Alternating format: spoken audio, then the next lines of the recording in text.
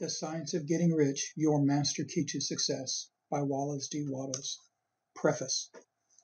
This book is pragmatical, not philosophical, a practical manual, not a treatise upon theories. It is intended for the men and women whose most pressing need is for money, who wish to get rich first and philosophize afterward. It is for those who have so far found neither the time, the means, nor the opportunity to go deeply into the study of metaphysics, but who want results and who are willing to take the conclusions of science as a basis for action without going into all the processes by which those conclusions were reached. It is expected that the reader will take the fundamental statements upon faith just as he would take statements concerning a law of electrical action if they were promulgated by a Marconi or an Edison, and taking the statements upon faith that he will prove their truth by acting upon them without fear or hesitation. Every man or woman who does this will certainly get rich, for the science herein applied is an exact science, and failure is impossible.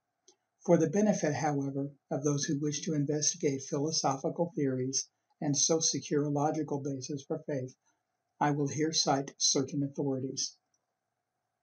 The monistic theory of the universe, the theory that one is all and that all is one, that one substance manifests itself as the seeming many elements of the material world, is of Hindu origin, and has been gradually winning its way into the thought of the Western world for 200 years.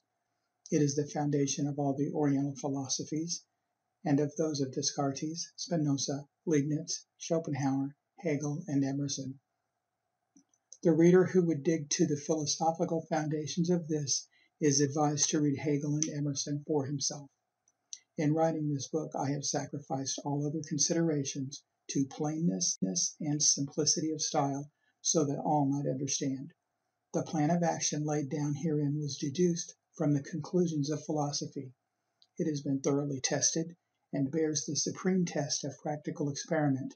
It works.